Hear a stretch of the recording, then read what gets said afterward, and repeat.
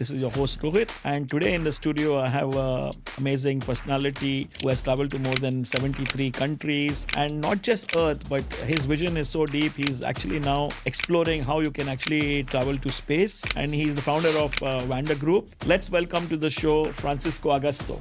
Taking people to space is going to be a reality. By the end of 2025, we are going to be taking people to space from the UAE. Imagine this balloon full inflated and covering up a whole football stadium. Wow. Straight up to the stratosphere, where people are going to be able to see the curvature of the Earth, the termination line where the day turns into night and the night turns into day.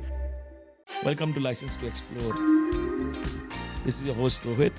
This is the show where we uncover the world's most amazing people. This is your podcast, but I dominate it because I'm here. Dubai is very safe. No. City of safety. I was crying my eyes out in the toilet. If I eat noodles tonight, I will not be able to make it to the office tomorrow. How would you define yourself as a traveler? Great question. Every travel you do, you get to be a different person.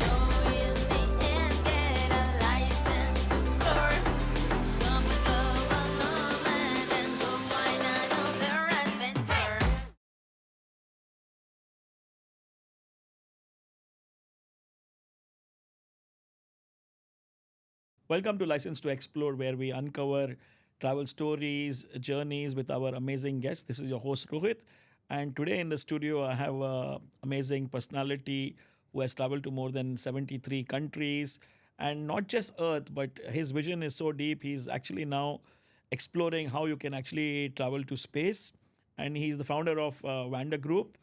Let's welcome to the show Francisco Augusto. Thank you. Thank you for having me. Hello, Francisco. How are you today? I'm doing great. How are you doing today? Good. How was your day? That was great. Yeah. Thank you for having me, and it's a pleasure to be here. Awesome. Francisco, before we actually dive into your journey, I wanted to really understand that when did this travel bug actually start? Where did it start from? How did you become so fascinated about traveling, and when did this travel thing start with you? All right. I believe at the age of like 12 or 13 years old, I had this fascination for traveling by car on the road, right?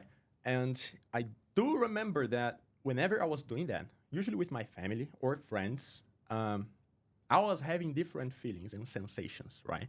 That for me was the best part of the year, whenever I had the chance to travel and do something different. And I do believe that at the age of 15 or 16 years old, I kind of diagnosed myself with ectomomania. Have you heard of it before? No, Ectomomania. Ectomomania. Yeah. This is a sensation that people feel. That's a feeling that people have whenever they travel. And it feels like you have to travel all the time. You have to fulfill something deep inside, right? And when I first saw that, I was like, I must have that. I think I got that. And ever since, I've been traveling as much as I possibly can, and it's been a great journey. Yeah. The amazing part about talking to guests on our show is we discover so many new things. We are on the exploration to find out new things. And today, Francisco told me about, what's that again? Ectomomania. Ectomomania, which is actually a sensation which you always feel like traveling. It makes you travel all the time, or it's like that amazement. Right, I'm also new to this word, and thank you, Francisco, for introducing me to this terminology. Absolutely. And it's going to stay with me, and I'm going to try to research deeper and learn about this. But Francisco, as a traveler, all of us have different travel personas, right? Some people are like budget travelers. Some people are like, they like to travel in a luxurious manner. Some people are adventure travelers. So there are different travel personas. What is your travel persona, if I may ask? Well, I want to say that I am somewhere in the middle. I'm somewhere in between. It kind of depends on the trip. It depends on who I am with and the purpose of the travel. But I do trips that are pretty much backpacking at all times, depending on where I'm going to, right? Which is great. That makes me explore the places a little further and deeper. And the connections I made are the connections I usually make throughout these trips are amazing. So I would define myself as somewhere in the middle. I do like some luxury sometimes. I'm not gonna lie to you. Who doesn't? Being We in all a do. nice place, having some more comfort every now and then. Who doesn't like that? That's actually good. But I would say that I'm a very flexible traveler. So for me, it just depends on the trip and, like I said before, who I am with. Awesome. So, like I understood, Francisco is primarily a backpacker, or that's his style of travel. But who doesn't like to indulge into luxury? So, kind of living on both sides of the spectrum, which is good. Absolutely. Absolutely. So, we have a ritual in the show that to every guest, we ask him this question, right? So, if today I handed out to you envelope that has a first class ticket and no questions asked, you could fly to any destination, where would you go and why? Oh man, I have to say you got the best questions ever. First of all, well, I want to say Japan.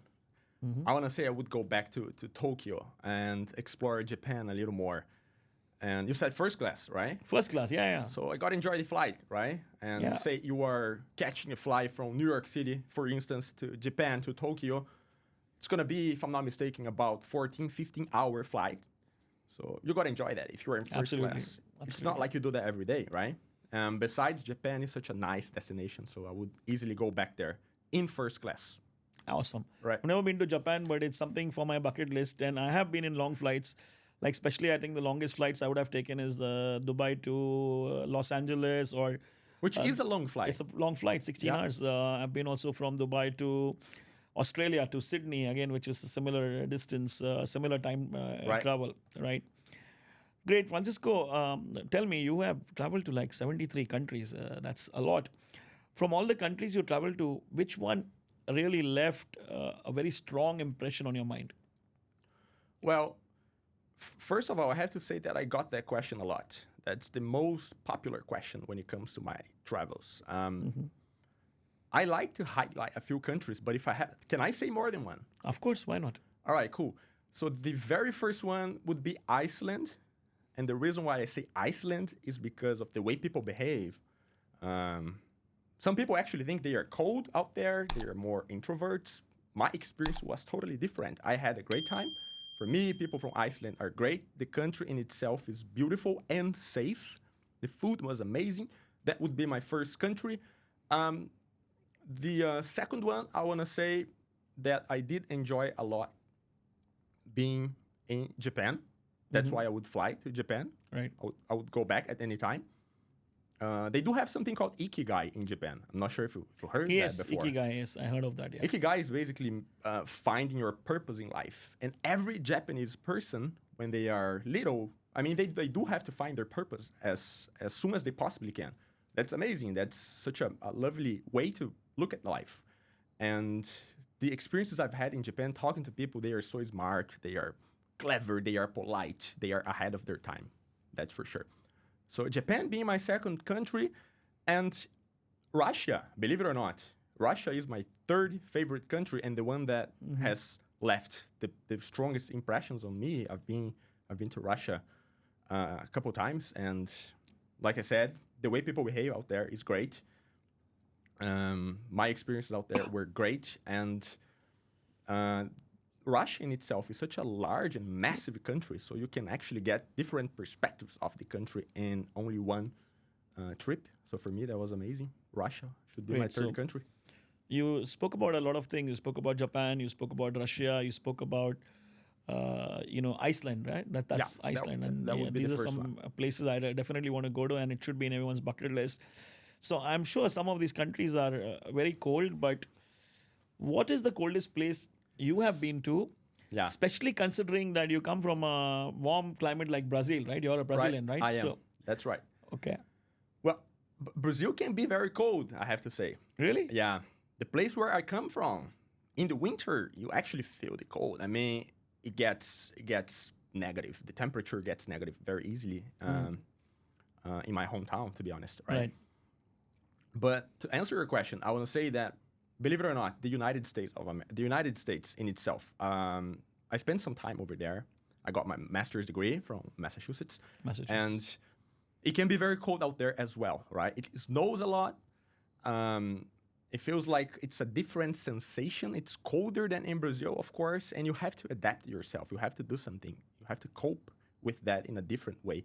So I believe because I spent more time in the States than anywhere else in the world, I believe that was the coldest place I've been to and the coldest experiences I've had as well in the USA.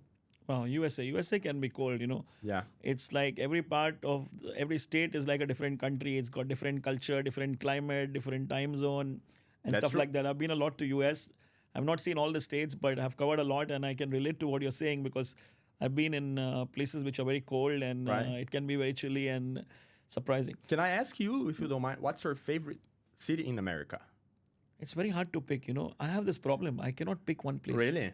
All right. Because, like, if you tell me which is your favorite country in the world, again, that's a very difficult question for me. Yeah, yeah. Because what I feel that every place has its pros and cons, plus and minus. Sure. So I tend to forget the negatives and focus more on the positives. Yeah. And enjoy the experience, you know. Like, if you tell me where do you like in America, I go a lot to California, for example. Gotcha. I've been a lot to, let's say, Florida. Okay. Love that. Florida, there are some amazing places from Miami to the smaller towns to Palm Beach to Vero Beach. Right. There's so many interesting places to go to and spend time, right? Totally. So picking one is never my style. Right. I feel like it's not me. I just can't do it. And when you do have a final answer, that answer might change at some point, right? Because my answers, Yes. they change all the time. Right. It's an evolution, right? That's true. And sometimes, see, what happens is it depends on the purpose of your travel. Makes sense. A lot of my travels in the past have been because of work. And when you travel for work, you have this limitation that you only get a few days and you can't do everything because you're in your meetings and through the day, and maybe evening you can hit the town, or maybe you combine a weekend and you can do some stuff on the weekend. So there's not, Right. you can't explore or experience everything. But when you travel without any agenda and you're just there for soaking in the place and enjoying the fun, then that experience is a completely different experience. That's So true. it all depends on why we have traveled to the destination. And maybe like you've been to one country once, twice, thrice, and your experience keeps on changing. That's true. It might go on the cliffhanger and keep going upper, and keep improving, or there might be some twists and turns which will like change the whole It does change. change the whole experience. Right. So tell me, what's the most unusual, surprising dish that you have tried on your travels? Great question.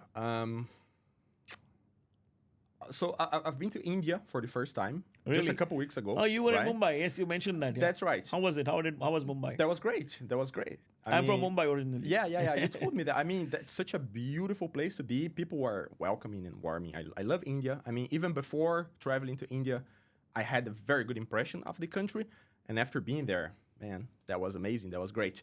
So I did try something in India. Forget my pronunciation. No worries. I'm here to help But I think it's called gulab jamun or something like you. that. Gulab jamun. Yeah. It's a sweet dish. That was a dessert. Yeah, it's right? like a sweet dumpling in a, like a sugar water, sugar Right. syrup. Right. Very sweet. Very sweet, very sweet. However, very good at the same time. So, and I found out that the UAE, Dubai especially, has a lot of places that serve gulab jamun. Am I Absolutely. saying that right?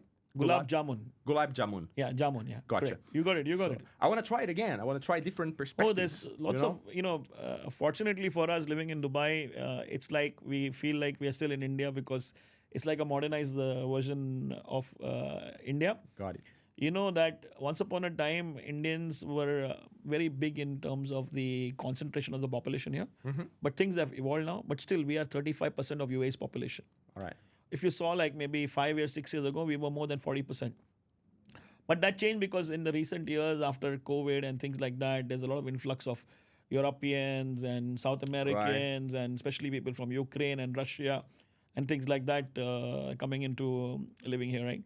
But still, there are so many restaurants, and I did have gulab jamun just yesterday. Really? Funny enough. Wow. You it's a got to tell me the coincidence. place. You got to tell me that. huh? Absolutely. I'm going to share with you some of the best gulab jamuns that I've tried, and Great. you can try it for yourself. Awesome. So tell me, how was your trip in Mumbai? Did you encounter any incidents that you were not prepared for? Well, I didn't spend that much time in Mumbai, to be honest. I spent 4 nights and 5 days, something like that. Honestly, that was a great experience. I haven't had any issues, anything that comes to mind right now. But there is one thing that I have to say. There is one thing in India that I was prepared for, to be honest. I was expecting for, which is the amount of people on the streets. Yeah. There is a lot of people. The number of people. I mean, India is such a massive country, but True. its population is also huge, right? And although I was kind of expecting to see that, when I wasn't there, when I was in the middle of them, there was like, everything was crowded and people were talking loudly at all times, which is great. It can be great as well. So I did appreciate that as well, to be honest. I recently posted a video. I don't know if you saw it on my social media, that people think Indian people are loud, but actually it's not. I mean, they are loud, but there's a reason behind it. It's because, as you said, we are a crowded place. Our population is extremely huge, and we tend to mix languages when we speak. Right. We speak in multiple languages at the same time. So the noise and the sound that you hear is actually more of a passion. It's more about Right. how we try to express ourselves rather than that we want to be loud or something like that, That's something else that stood out for me. The fact that everybody spoke in English with me. Everybody was able to speak in English, which is a great thing in South Asia, right? Some countries do that as well, but some countries don't. And that was great. Communication is everything. Communication is key. And when you are somewhere where you can actually talk to people in English and be understood, make yourself understood, that's a whole another game. Right. So, India is a very diverse country, and there are many languages we speak there. There are more than 26 official languages, and every language has a dialect. But first language in a lot of states, like you went to Mumbai, which is in Maharashtra, first language for Maharashtra is English. All right. When we grew up as kids, when we went to school, English was the first language for us. Really? So we study English from ground up, right from, school days. So that's how our English is good. And also the education system in India in most parts is the British education system, also because helps. the British ruled us for so many years, and the schooling system and the education system is like that.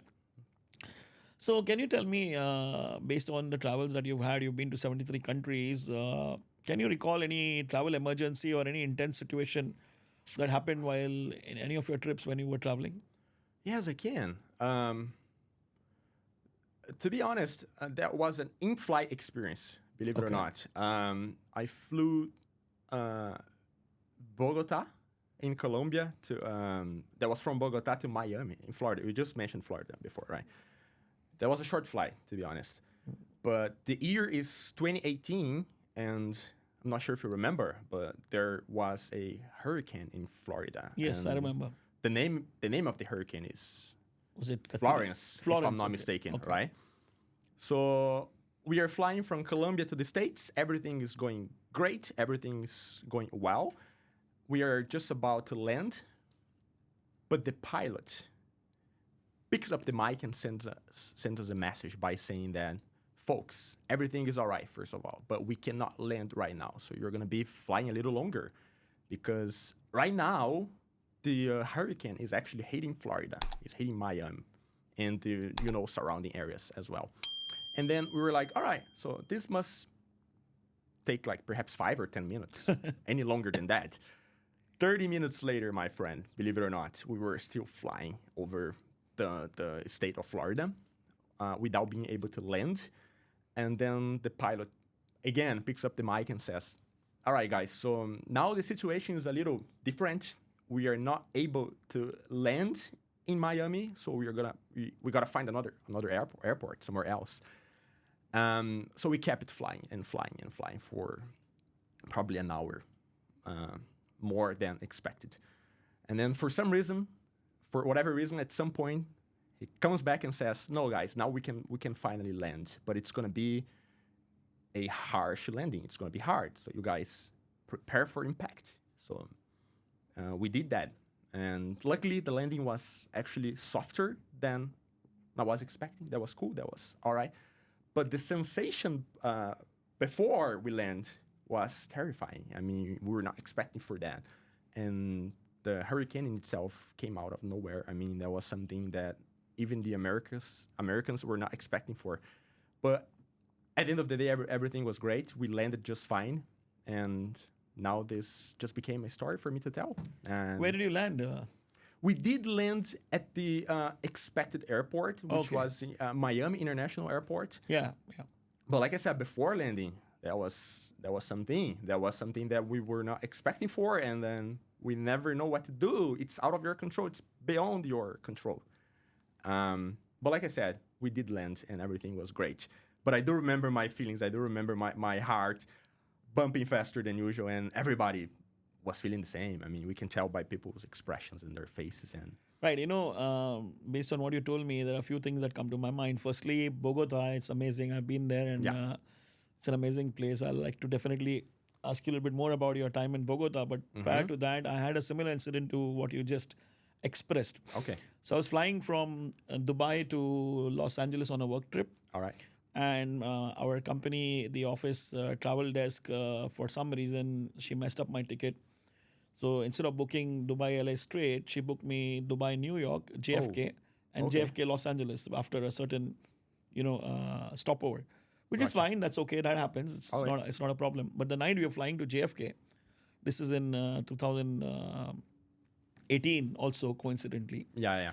The night we were flying in January, in the month of January, we were flying to JFK. JFK got hit by a blizzard, Oh no. and the airport was not operational. They Yeah. shut down the airport, Mm-hmm. and then they didn't know what to do. And we were like rounding in the sky, Yeah. and then they had to decide to divert our flight. Oh. So they diverted our flight to Toronto. Okay. We land in Toronto, and we don't have a Canadian visa. I was gonna ask you that. We don't have a Canadian visa, and we are stuck there. And when we land there, the baggage cart is frozen, Oh no. so we don't get our baggage. It's minus 40 degrees Celsius. Man. I'm just wearing a light T-shirt and a light, like a jeans and a T-shirt. Okay. Of course, it was Emirates, and they gave us, coupons and a hotel, and they took care of us, and we were there for Great. a little bit more than 24 hours. But I entered Canada without a visa, Oh man. officially. Did you leave the airport? Yeah, we had Okay. to. I mean, like they gave us a hotel near the airport. Gotcha. They transported us. All right. They managed all the logistics part. So it was a crazy story. It's a crazy story, but it happened around the same time. Yeah. A similar experience, but with different nuances, like you Yeah. just. I wonder how did they manage the documentation thing? No, it's probably understanding between the governments or the Because it was a relationship. last minute situation, wasn't Yeah, it? it was unplanned. No one knew this is going to happen. And Gotcha. and after that, when the flights were rebooked, luckily, I was landing on the weekend, and my Yeah. conference was starting on Monday. Mm-hmm.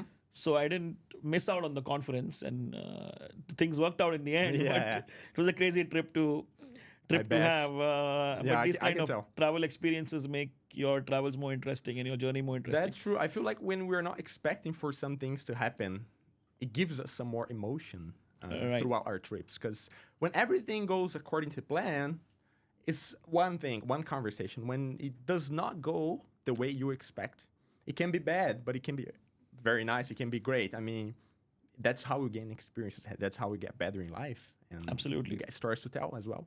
Absolutely. This is how things work. So tell me about Bogota. Yeah. How was your time there, and what did you do there?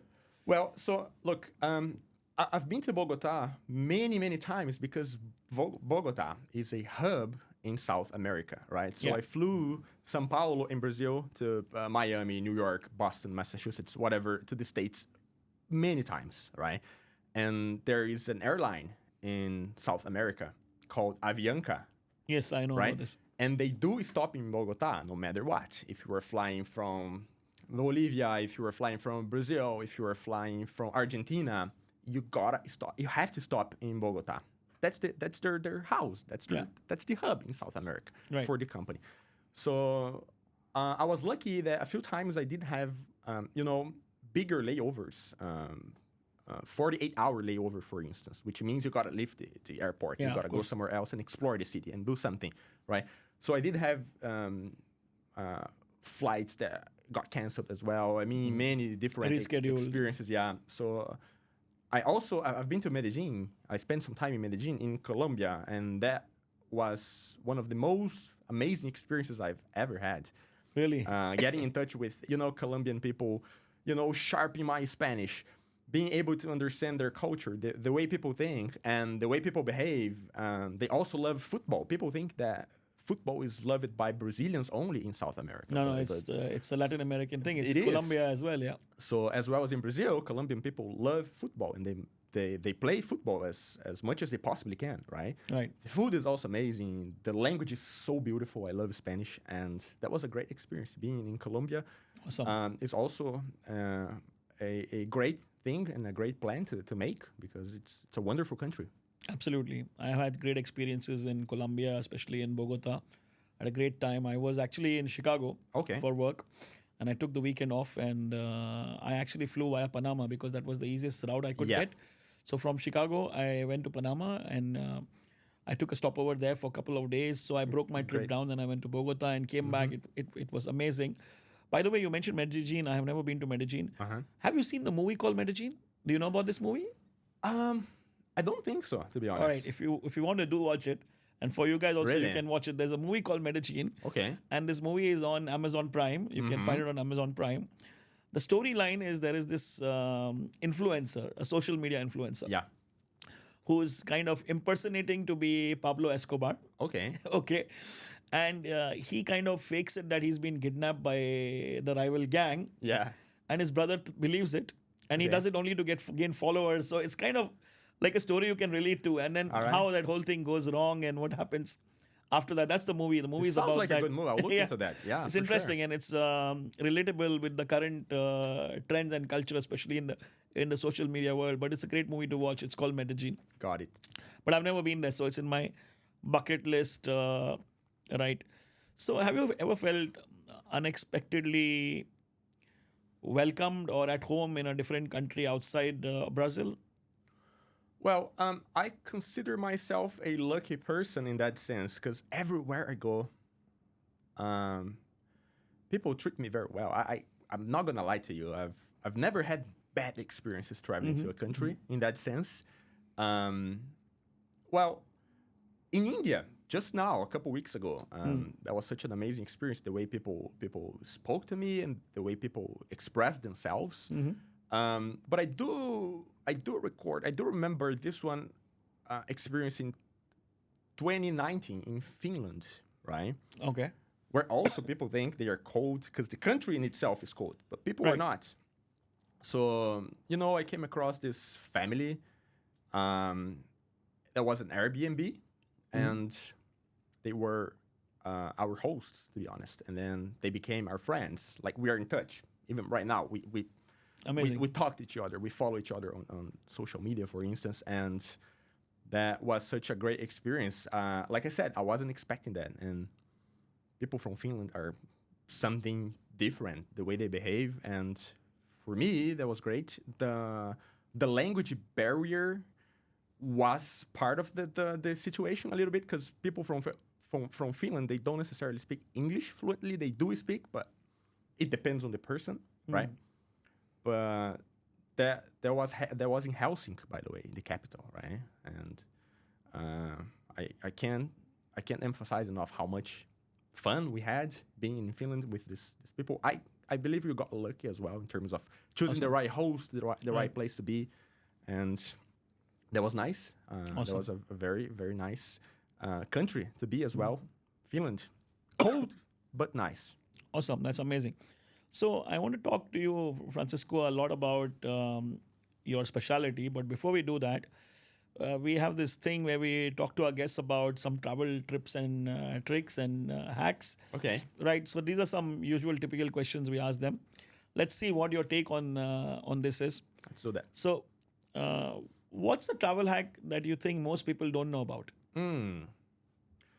Well, there are so many out there, to be honest. Yes. And it keeps on changing. It changes all the time. Yeah. The one I believe most people don't know about, and that's a great one. I'm not necessarily recommend, because the airlines don't appreciate that. Oh, that's sometimes. okay. It's all right. It's good to share. It is called, you probably have heard of it before. It's called skip lagging, right? Yes. I Say know what it is. you got a flight from New York City to Bogota, for instance. However, your final destination is not Bogota, it's somewhere else. And then what happens? You skip lag. You actually do not lay over at the place for as long as you should. You just leave the airport and stay out there. However, you booked your flight to the final destination, which is Bogota in this case. We are working with this scenario: New York City, Bogota, right? And the flight has a layover in Miami, for instance. For whatever reason, people find the price is a little cheaper or more convenient for some reason. Somehow they do that. They book their flights to X destination, but they do stop before. Instead of laying over, they just stay in the middle of their trip and leave the airport. That's what has been happening a lot. I'm not recommending that, to be honest. I'm not saying do that, because you gotta make sure that the airlines are okay with that. You have to abide by the rules, right? That's the truth. But people do that, and I believe it's a great thing to do if you are aware of the consequences. You might face consequences, but it's a good one. What you mentioned, skip legging, or it's called skip legging? Or skip legging. Skip legging, yeah. Skip legging is a very popular concept, but there are other things one can do, like related to what you just mentioned. Like, for example, if you are flying from Dubai to Los Angeles, right? So instead of, I know it's a little bit of a hassle, but this especially works when you're trying to fly business class or first class. Yeah. So if you'll check the Dubai to New York business class airfare will be like maybe $5,000-$6,000, something like that. But generally speaking, there are certain hubs that the airline is trying to build and promote. Like, for example, Mumbai. That's true. If you flew from Mumbai to New York, first class or business class, let's take business class, the ticket literally might be half the price. And you're still flying via Dubai. So you don't do skip legging there, but you tend to save a lot of money. So instead of flying from Dubai to New York, you fly from Mumbai to New York. Right. So I've done this in the past, and it's worked, and it's helped me save a lot of money. It does. These are some of the tricks and hacks you can do. Yeah. And by the way, layovers themselves are great. Yeah. Most people complain about them.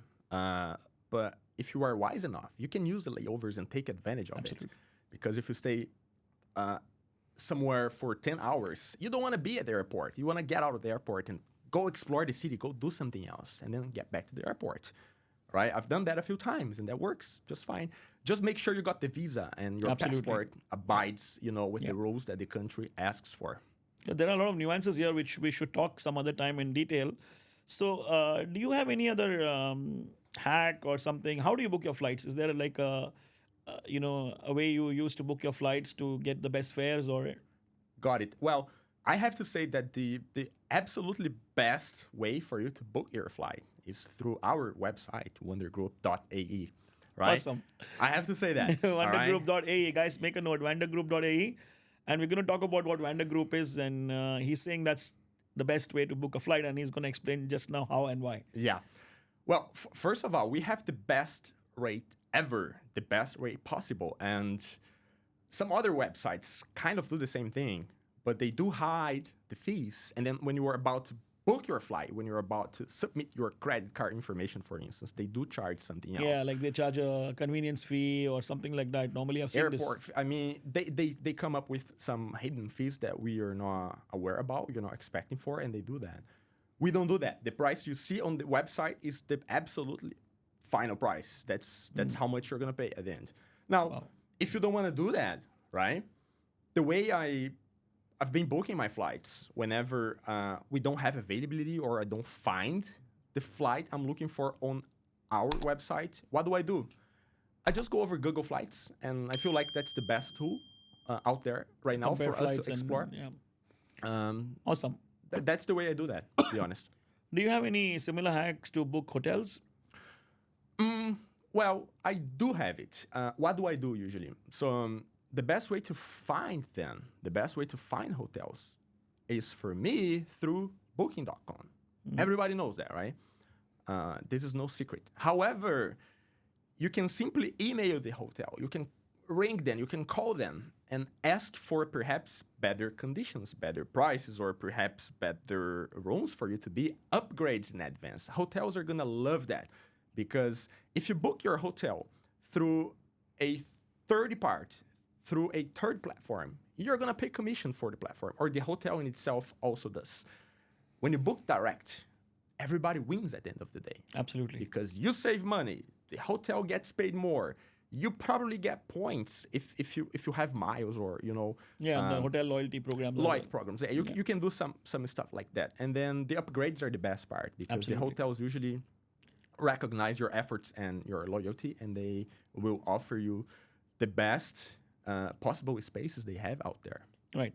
I think I'm a firm believer of booking directly with the hotels, contacting them, just like Francisco mentioned, because sites like hotels.com, and with all due respect, or booking.com, they definitely give you great deals. You have some coupons and you save money, but you will miss out on the points, you will miss out on the upgrades, you'll miss out on the special treatment that when you arrive to your Yeah. room, that welcome card with maybe a bottle of wine. You miss out on all those perks, which is kind of That's the true. advantage of booking directly with the hotel, and it brings out a whole different experience altogether. Yeah, I'm not saying Booking.com is a bad website by all means. I mean, Yeah. I do appreciate the way they work. I'm just saying that perhaps you might have better conditions by booking direct with the hotel. Sometimes Booking.com offers cheaper prices, They believe do. it or not. That's why you have to compare. If you have the time, if you have the energy, if you want to make this extra effort, you can see the difference. I mean, Right. usually hotels are a better deal, but also Booking.com works just fine. Absolutely. So, do you have any tips on packing? Like when you travel, how do you pack? Right. Well, I don't know that I have the best advices on that because I'm a light traveler. I mean, Great. I've got my backpack, and sometimes I do have a suitcase. It just depends on the purpose of my trips. But just now I've been to Brazil on vacation for Christmas, for instance. Right. I spent a couple weeks in Brazil, and I've traveled with my backpack only. I mean, that was a light luggage, I want to say. But one thing that I have to say, I wanna mention that people pack a lot of things that they don't use. Exactly. They do pack things that are not necessary. So check the weather, check how long you're gonna be there for.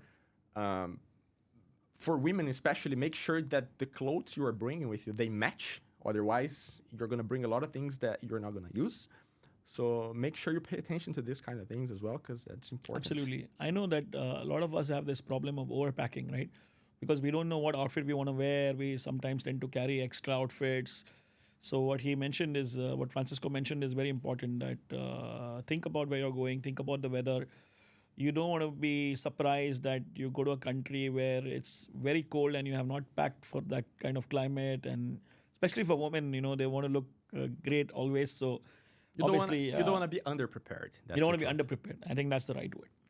Right, Francisco, let's kind of dig into a little bit of your background, especially that you did your aerospace engineering at MIT.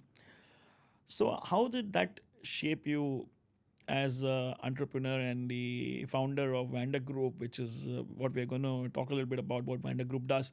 But we want to understand first is that your aerospace engineering at MIT, what impact it has brought into your career. Well, first of all, you have to consider that we are talking about space, right? That's why I went there for, right? Space is harsh. Space is hard. Space is beautiful and fascinating at the same time. But if you have a goal, if you have a dream, like I personally always loved space. I remember being a child when I was little, looking up to the sky, watching the stars and wondering, what's up there? What else do we have? What is that about, right? And I feel like for me, being able to understand and get to know how space works a little better, a little further in a different and more technical way was a game changer, definitely. That was something that has shaped me as a person. Because when you study in an institution like that, you gotta be able to, commit yourself with deadlines, first of all. Pressure, there's a lot of pressure. And you have to do your best at all times, right? The best, you have to deliver the best work you can possibly deliver. That's the truth. So I feel like being somebody who has a business abroad is something that came from my earlier years in life by understanding that hard things are out there. Most people are not willing to do them and to deal with them. But if you are, hard work pays off. That's such a cliche, but everybody should understand that, in my opinion. I mean, the effort you put into something at some point is gonna come back to you. What goes around comes around. Comes around. So I do believe that was great. That made me think and made my mindset probably understand that hard things and hard work pays off. Hard things and hard work pays off. And now we are actually delving into a very different chapter of this episode because we are moving now from Earth to space travel. And with Francisco's MIT education in aerospace engineering, which has a big impact, he actually has founded his own company called Vander Group. And Vander Group is the company that is going to be offering space travel. And we're going to talk a little bit about that with Francisco right now. So, Francisco, tell me about Vander Group a little bit, how it began and what was the spark behind it. Well, back in the day, not very long ago, to be honest with you, I used to be the one booking my flights by myself. And by flights, I mean everything else that comes with it. The hotels, we just spoke about that, right? Yeah. The attractions. If you go to a place, you actually want to explore the place. You don't want to stay at the hotel at all times, right? Unless you are in a resort or something, but that's a different scenario. So, like I said, I'm a traveler myself. I've been doing that since I was a teenager, whether it was by myself or with friends, along with my family. And I have to be honest with you, Rohit, I did have uncomfortable experiences with travel agencies, right? So I do remember going through some hard times when it comes to like flights getting canceled or something unexpected happening, for instance. And then I thought, all right, so what if I do that myself, but I also help people at the same time?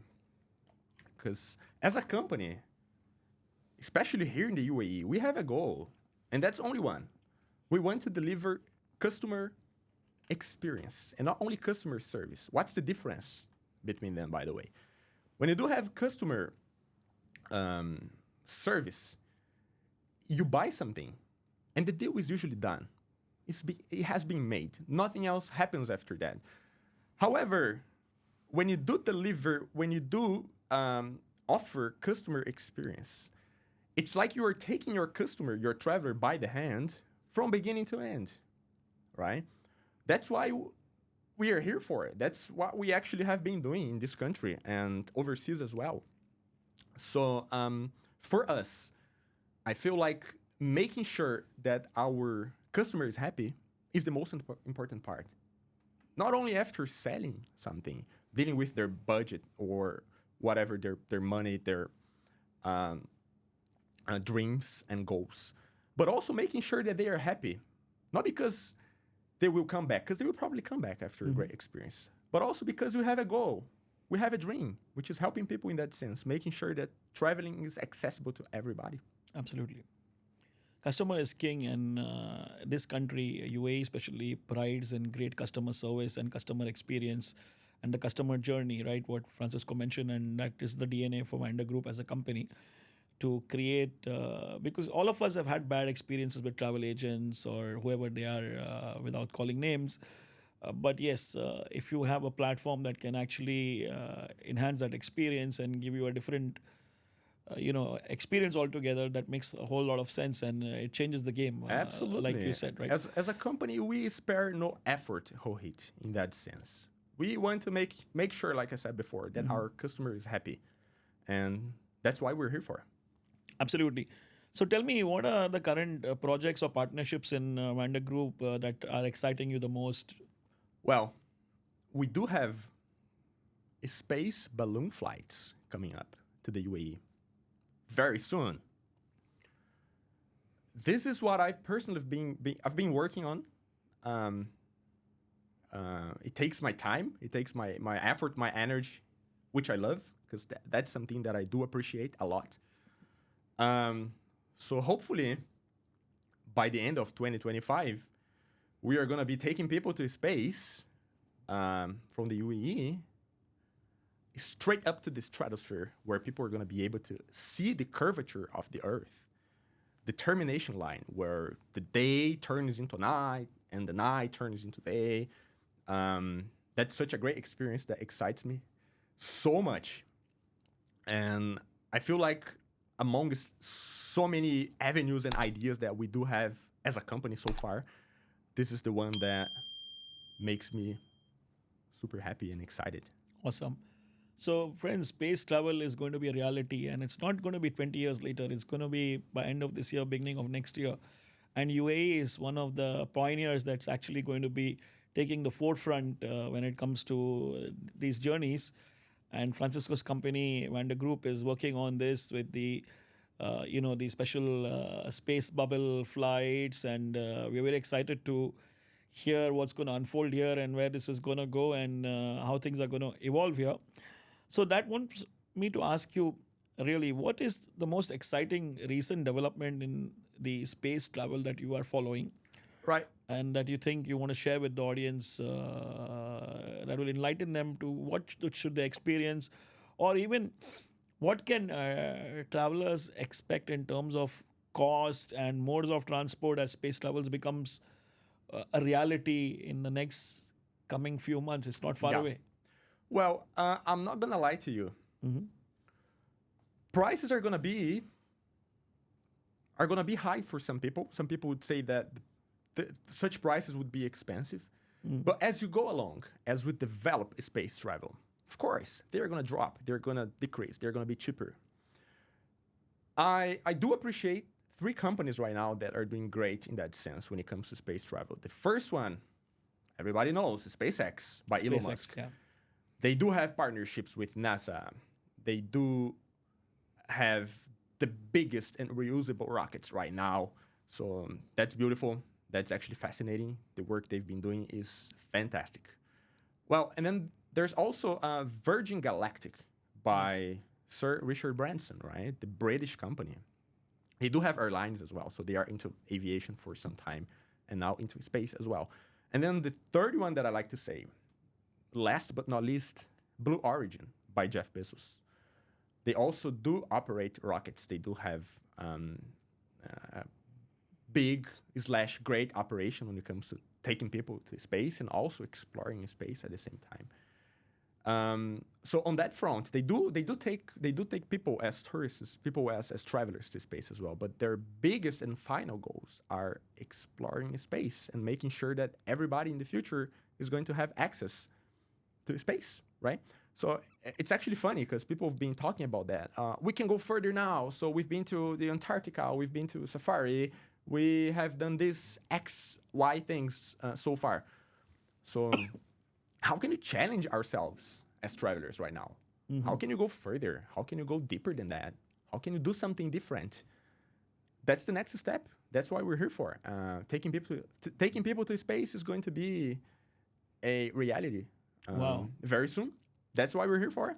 We're waiting for it, and we're waiting to plan where we are going to travel in space, what are going to be the options, whether you're going to take your first flight to space from Abu Dhabi or Dubai or where it's going to be or somewhere else in the world. And Vander Group has a key role to play there, and you'll find out soon as things will unfold. Let's digress a bit and talk about, in general, moving away from space travel, but focusing more on technology. What do you see? How do you see technology like AI or VR or space research shaping the future of tourism? How is it going to? How is AI, VR, augmented reality, all these kind of things going to come in? Going to play a role in when it comes to travel industry?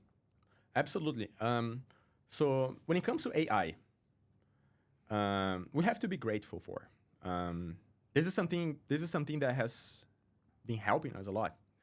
And why do I say that? I do say that because AI does a lot of things, even things that people are not aware about, people don't know about so far. But the main thing that AI does for us when it comes to space travel is collecting data, right? Collecting information. That's what AI does pretty much for us, right? And by collecting data, I mean sending satellites over space, sending robots to Mars, making sure that we do understand how life works overseas, if you know what I mean. Yeah. How life works abroad. Yeah. So it does play a very important part when it comes to space travel. Absolutely. So you're saying that commercial space travel will be available to us as early as end of this year. That is the that's expected what we're timeline. hoping for. Yeah, That's what we're That's hoping what for. we've been working. So what will be the journey? What will the journey to space actually look like from lift to re-entry? How is it going to work? Right. So I'm happy you asked. Right now, we have been talking about this space/stratosphere balloon flights. Right. So the goal is taking people to space/stratosphere. I have to say that in a balloon, right? So how does that work? We are gonna lift off from the ocean, from a ship, right? That unfolds the balloon. The balloon is massive, by the way. It's huge. Just for you to understand how big a stratosphere balloon is, imagine this balloon full inflated and covering up a whole football stadium. Wow. This is a massive, huge space stratosphere balloon flight, right? The balloon in itself is the one that carries the capsule, and the capsule will have 10 seats on it. 8 travelers, paid customers, are going to be there. Plus, we are going to also have 2 crew members that are going to be there helping the customers out and pretty much watching the whole operation that basically happens by itself. If you can board an airplane, for instance, you can board a balloon, right? As simple as that. There is no microgravity, there's no zero gravity, there's no weightlessness. You're not going to experience anything like that. You are gonna be able to see Earth from above, and that's the biggest draw for us, right? Amazing. Yeah. This is really insane. And So to answer your question, long story short, we do lift off from the ship in the ocean, and we do come back. We do land to the very same place. That's the goal. Okay. That's the safest and the so most it's going to be from the ocean accessible from way. a ship, yeah? Say that again? It's going to be in the ocean from the ship or something. In the ocean from the ship, yeah. From beginning Great. to end. That's amazing. I want to ask you, as a Brazilian and a Latino living in Dubai, what has been the biggest cultural adjustments or lessons you have, and what's the Latin culture like here in this part of the world, and how do you cope up with that? All right. Look, first of all, there are a lot of Brazilian people over here. I feel like the fact that I am from Brazil helps because, I mean, it's easier for us to get to know each other, the language, the culture, the food. You do have amazing restaurants in Dubai that are from Brazil, for instance, or they do serve Brazilian food, I should say. I don't think I have had a hard time adapting myself in the UAE. Since I've had some experiences traveling to countries before. Quite the opposite, actually. Actually, I do appreciate, I'm learning all the time. I love Dubai, I love this country, I love the UAE in itself because it pushes me to be better every single day. So we do have a lot of nationalities, so many people from overseas, from different parts of the globe, from different countries. And I do appreciate that. You have to be the best possible version of yourself to be here. That's awesome. You have to be as good as you can, as good as you possibly can. You have to push yourself at all times, and you have to challenge yourself as well. And I do appreciate that. The possibility of being a better person every single day is just amazing and fascinating to me. Absolutely. UAE, Dubai is a melting pot. We have more than 200 nationalities here. And for every culture is welcome here, be it the food, be it the people, be it the festivals. Yeah. All right, we're going to get into a rapid fire section now. All right. So it's very simple. You just have to choose one. Okay. Here we go. Ready? All right. All right. Okay. Window seat or aisle seat? Say that again. When you travel, window seat or aisle seat? Window. Okay. Luxury hotels or cozy boutique stays? Luxury hotels. Great. Adventure trip or relaxing experiences? Can I say both? Yeah, it's All fine. right. There we go. Solo travel or group travel? Solo travel. Great.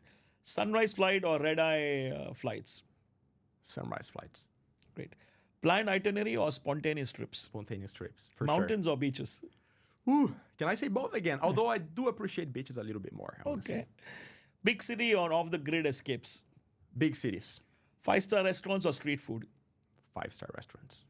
I know your answer, but I'll still ask you, backpack or suitcase? Man, like I said, I do like both as well, but I want to say backpacking. 'Cause Yeah, I know, I guess that. That's where the best experiences came You're from. more of the backpacker style. Yeah. Okay, we're going to turn it around a bit. Now, this one is would you rather questions. Okay, cool.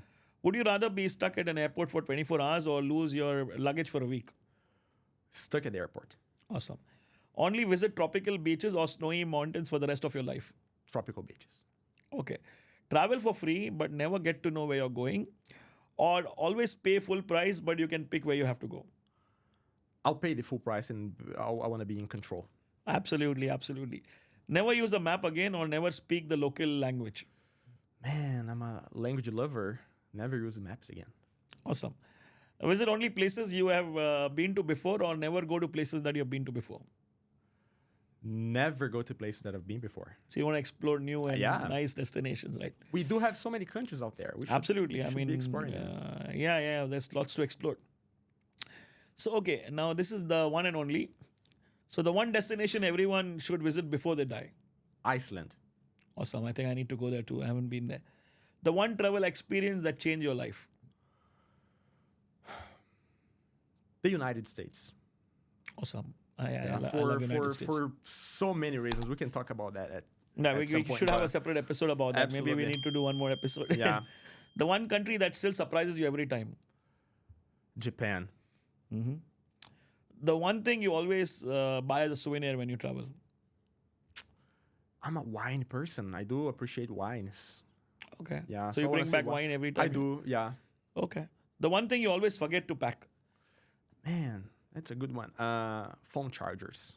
I always have to buy an extra one. I usually have a hard time finding them, Keep by on the way. leaving them in hotels and Yeah, I mean, sometimes you just gotta ask people the hotel reception or something. People help you out, but it's not a good thing to do. Don't forget that, folks.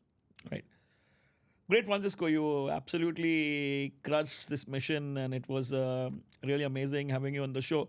So, where can our listeners follow your journey? How do they find you? Well, you guys can follow me on Instagram.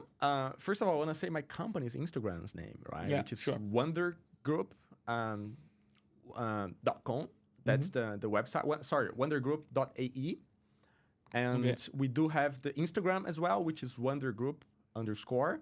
My personal one is Francisco.Augusto_.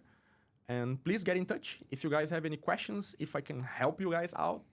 At any time, please let me know. Just reach out to us. We're going to be there for you.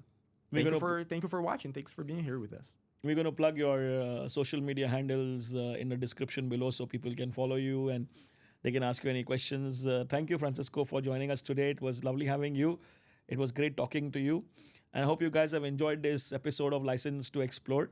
Stay tuned and follow us and listen to this podcast on your favorite podcast channels. And see you in the next one. Goodbye. See you. Today in the studio, we have a magnetic personality, multi-talented. She wears a lot of hats. She's a model, an MC, entrepreneur, a tennis player. Please welcome Noor to the studio.